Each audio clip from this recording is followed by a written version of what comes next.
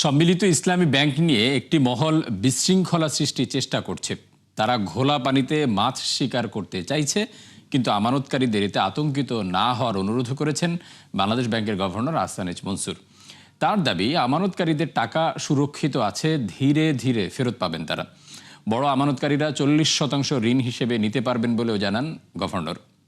অনুপ অধিকারী তরুণ জানাচ্ছেন বিস্তারিত।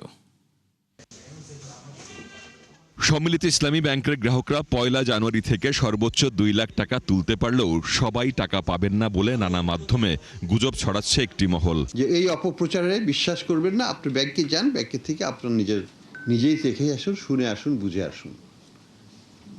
অন্যের কথায় কান দিবেন না। জরুরি সংবাদ সম্মেলন ডেকে গভর্নর সতর্ক করে দেন, বলেন এই ব্যাংক নিয়ে যারা বিশৃঙ্খলার চেষ্টা করছে তারা কোনোভাবেই সফল হবে না।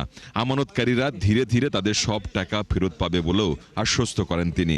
প্রশ্ন উঠেছে আমানতকারীদের স্বার্থ, মূল টাকা ফেরত সংক্রান্ত বিষয় নিয়ে।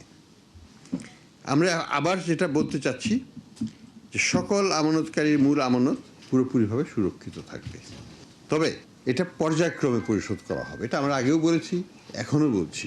গভর্নর জানান, সম্মিলিত ইসলামী ব্যাংকে যাদের বেশি টাকা তারা তাৎক্ষণিকভাবে মোট টাকার 40% ঋণ হিসেবে তুলে নিতে পারবেন।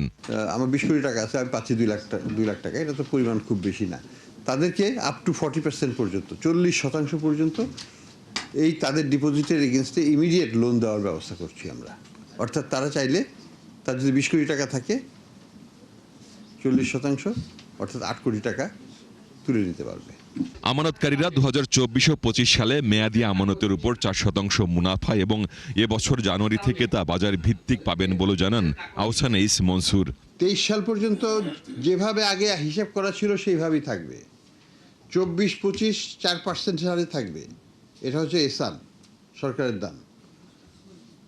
26 থেকে জানুয়ারির 1 তারিখ থেকে আমরা যে ঘোষিত হার আছে বাজার ভিত্তিক, সেই হারে এটা দেওয়া হবে।